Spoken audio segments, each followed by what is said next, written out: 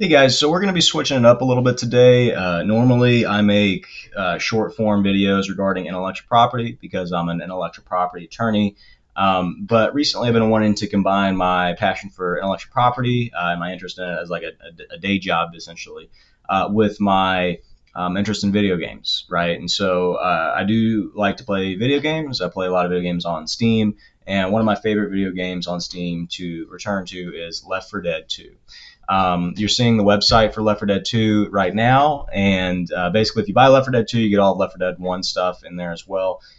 Today, we're just going to be focused on essentially one level from Left 4 Dead 2 and just talking about intellectual property and how it can kind of, you know, turn up in places that you don't really think. I mean, it's omnipresent essentially. And maybe the best way to put that is you're seeing intellectual property all over the screen right now. I mean, the artwork for Left 4 Dead 2 is copyrightable. The name up here and the logo for Steam is clearly copyright or trademarkable because they have a trademark registration symbol up here, that little R with a circle in it. That means that there is a federally registered trademark for likely this logo here, this little gear, in combination with the capital letters STAEAM, right? So you have a federally registered trademark and you're not even in the game yet. So we're going to be taking a look at trademarks, copyrights, patents, and trade secrets. And believe it or not, there are possibly some patents and trade secrets associated with Left 4 Dead 2. I'm going to kind of go into the lore of Left 4 Dead 2 as well and just talk about where there may be a patent or a trade secret. But without further ado, let me see if I can get this game open and get this window switched over. So here we are. Can I get this to, all right, so you immediately see the Valve logo pop up there. All of that stuff is trademarkable. Source as well. You got the little registered R there. So we're already getting a lot of trademarks, and we got this copyrighted video coming through. The music in the video is likely copyrighted as well. It's probably original. They had it made for Left 4 Dead 2. So you're going to see a ton of artwork in Left 4 Dead 2. It's one of the things that makes it really appealing for me is that aesthetically it's just fantastic. I mean, you have all these little murals here. Each of those probably have copyrights or they are copyrightable. And just a quick note on copyrights and trademarks is you basically get them automatically whenever you for copyright, you get a copyright anytime you essentially put a work onto a tangible medium. So if you record a video, you record a song, you write a book, you basically automatically have copyright, and it helps to register that kind of stuff with the feds, but you don't have to. And similarly with trademarks, you basically have a trademark anytime that you use a name in commerce. It's limited geographically to where you're doing business, but you can federally register a trademark to give you much more robust rights, and I highly recommend it if you are starting your own business. Just register both your copyrights and your trademarks to make things easier for you. But we're going to be going into the Dead Center campaign here. I'm not going to do verses because I cannot concentrate and talk about intellectual property and do verses because it's very competitive here. So we're just going to be looking at the single player stuff in the Dead Center level 1 campaign. This is not going to be a super long video, so hopefully I'm not disappointing anybody. But you have all these little items here already, right? You got these health kits that we just picked up. Those are likely copyrightable because they're very unique to this game. I haven't really seen them in too many other games. They might be in other Valve things, but you can tell that they're a little bit unique here. You got Rochelle, you got Nick, you got Coach, you got myself, Ellis here. And these are also copyrighted characters. If somebody else were to essentially steal these characters, there would no doubt be an intellectual property suit, unless Valve wanted to just kind of let them do their own thing, which I know that Valve is pretty cool about letting people make videos for Left 4 Dead 2, and I forget what it's called, but I've seen all these weird videos of these characters, and it's just not from the game or the campaign. Okay, cool. So we got one to spawn. So I love patents. It's kind of my specialty here, and this is Boomerbile, all right? It is a staple of Left 4 Dead 2. Boomerbile is not in Left 4 Dead 1, to my knowledge, but boomers, I think, were in Left 4 Dead 1. And so basically what Boomerbile is if you have a boomer and they create bile, it attracts all these other common zombies, which you see here on the floor, right? So basically, this here is something that the people at CETA, which is like this agency in the game of Left 4 Dead 2 here, made.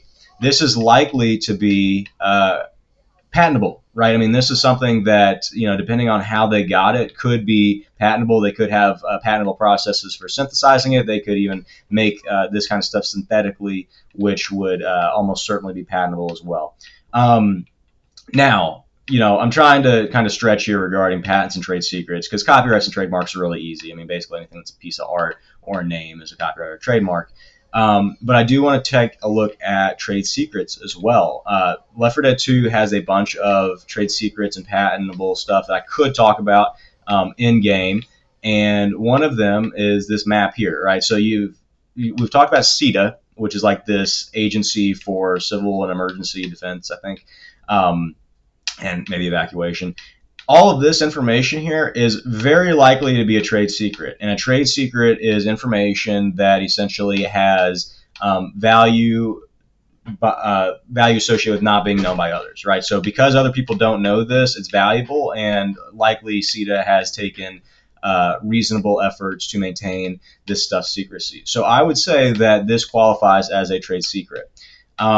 With that being said, here's some more trade secret stuff. I mean, you can see there's all this stuff redacted here or maybe crossed out. This is clearly not meant to be seen by all the bodies and the people in this room, but evidently they were overrun. And so even though these documents are visible in the game and our players have found them, the trade secret does not lapse. You may be surprised to hear that, but just because somebody finds a trade secret doesn't mean that it automatically lapses. Because CETA may have used reasonable means of secrecy to maintain this trade secret. So anyways, that's a trade secret in Left 4 Dead 2. This Boomerbile here is probably patentable, if not in itself in the way that it's manufactured, especially if it's synthesized in a lab somewhere. But as you can tell, all these zombies go to it, so it's got a use. It's biological or chemical, and it's probably patentable. Now, you'll also notice as we move through this level, there are going to be some special infected, there's going to be some commons, and another thing that I'd like to talk about in Left 4 Dead 2, which isn't like overtly in the game, but is included in the game, is the director. So Left 4 Dead 2 has a director, which is a funny way of saying AI, and it's kind of proprietary for Valve, and essentially it kind of dictates how many zombies you're going to get. Right, so in some of these, there's a smoker. In some of these encounters, you're going to see a lot of zombies, and some of them you're going to see a few. And in that encounter, you can see there's a charger there who almost got me. And the director is who controls all this kind of stuff. So there's two things about the director. Is one, for all I know, Valve may have patents on the director. Maybe I'll try to look those up after this video. And talk about the director and how Valve has patents on it, if they do. The second is that the director could itself be a trade secret, right? I mean, you don't necessarily want to go through and give up all of your cards in a patent necessarily, so a lot of people want to utilize trade secrets, and the director could very well be a trade secret in how they program it and all that good stuff. So we're going to go down the elevator here if Rochelle could maybe, get in the elevator. Maybe it's also a trade secret about how you get some of these AI to be just absolutely terrible in some instances and then absolutely great in others. I mean, I have seen these AI. Oh, what is she giving me that look for? That's not. Anyways, the AI in this game can be just phenomenal in some instances and just like clutch this stuff, and in other instances, I've just seen them like watch me die. So it's really hit or miss. But we're going to try to... there's a spitter, I guess, outside, and there's a charger.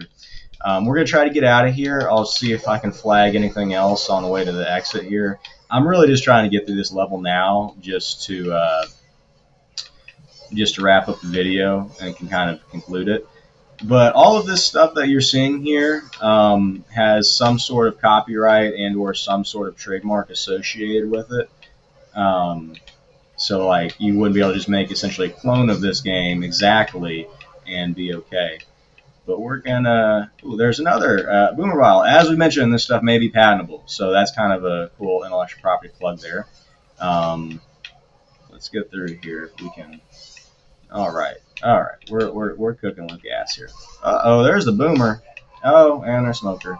And now we'll see if the director's AI will come through. This may be the trade secret shining, or it may show how things can go a little bit wonky. Oh, okay, cool. And something just dropped through there. Interesting. So evidently a zombie jumped from up there, I think. There we go. Also, probably throwing that bile on something and then having it turn purple, that could probably be a copyright thing as well. Um, these red doors are certainly copyrightable and or trademarkable.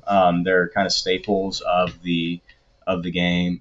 But yeah, I'm not really seeing a ton of other stuff in here that is intellectual property related. I could go ad infinitum about it and like the possibilities, but essentially that is the nexus between intellectual property and Left 4 Dead 2. If you'd like to see a longer form video or maybe something a little bit more detailed, let me know. I'd be happy to make one. This is kind of my first time making a video like this.